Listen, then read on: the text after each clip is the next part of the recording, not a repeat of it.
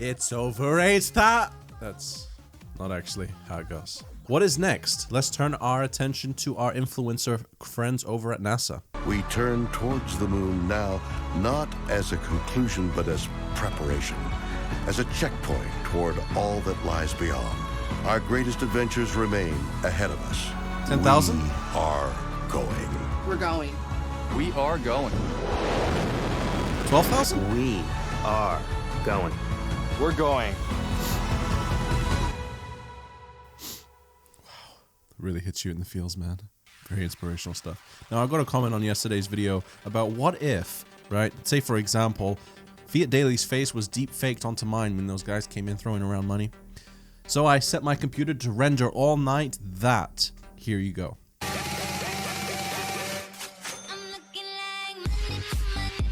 Fiat you're throwing onto the floor. Get out of my house, you heathens.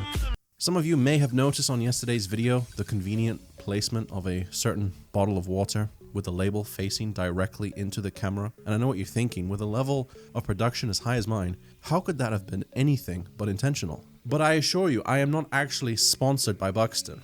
You can't put a price on the refreshing and purifying taste that is drinking this. Today's video isn't actually meme review, despite what you might think, despite how certain you may be, but a forewarning. The news today coming from the crypto community influencers is not just spicy on the meme scale, it's Ainsley level. You've been warned. Let's do this. Bitcoin Core BTC, by the way, in case you weren't aware, evangelist Tone Vays claimed victory in a wager made at the behest of Bitcoin.com CEO Roger Ver during a recent debate in Malta.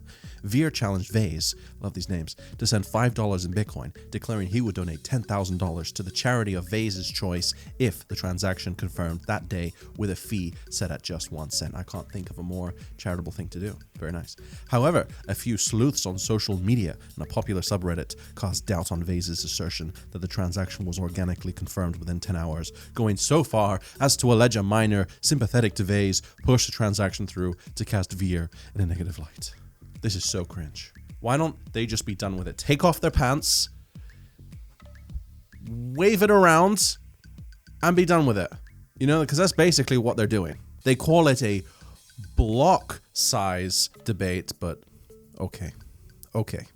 My cost a late night fee. Yo, got the HIV. My plays on the double feature screen. Yo, went straight to DVD. Still 1 cent more expensive and 9 hours 59 minutes slower than simply using Nano. The debate between Bitcoin and Bitcoin Cash is like two dinosaurs arguing over what the fast approaching dot in the sky is. Guess what, people? Bitcoin Cash is faster and has lower fees than Bitcoin, much like the rest of the coins in the top 100.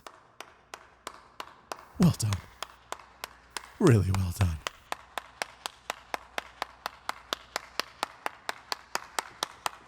I hate when people underestimate my fastness. I'm fast. I'm so fast, you couldn't even comprehend how fast I am. God damn it! Bitcoin Cash had a 51% attack. You know, I could go absolutely in on this. I could get real venomous, kicking this fork while it's down. But what's the point? They both have their own issues.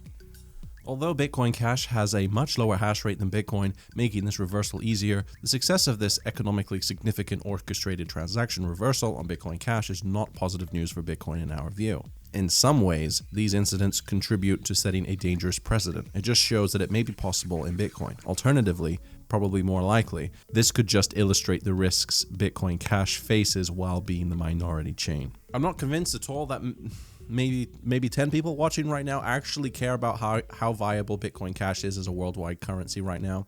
Traders obviously don't. So maybe we buy some of it at some point. Maybe we already hold some. I'm not saying don't. Maybe we hope it appreciates in value faster than whatever else we could have been holding instead.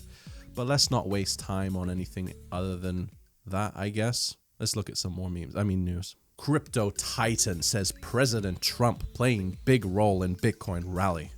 Here's how I see that playing out if true. I can lift you up. I can show you what you wanna see and take you where you wanna be. You could be my luck. Even if the sky is falling down, I know that we'll be safe and sound.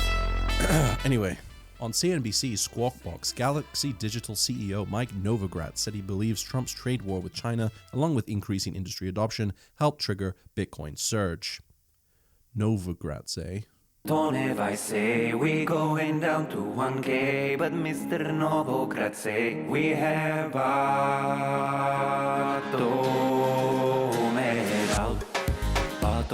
out, Novogratz is bullish, bottomed out, don't ever rise is bearish. Barrett calls it a 1300. Novogratz is bullish. Bitcoin could be at 40,000. Let us go to moon. I would say there certainly feels to be Chinese money moving into this space, into crypto. Why did Bitcoin go from 4,000 to over 8,000?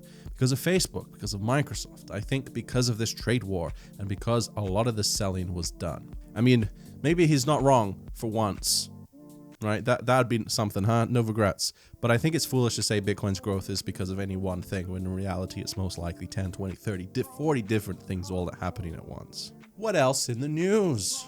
Crypto analyst says critical Bitcoin barrier signals altcoin breakouts.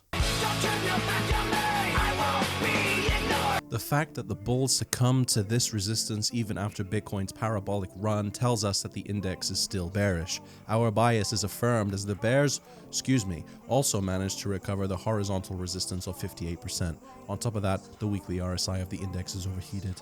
These signals tell us that the Bitcoin Dominance Index has topped off and is likely to correct in the near future. This assumption plays well with our narrative that alt season is not yet over.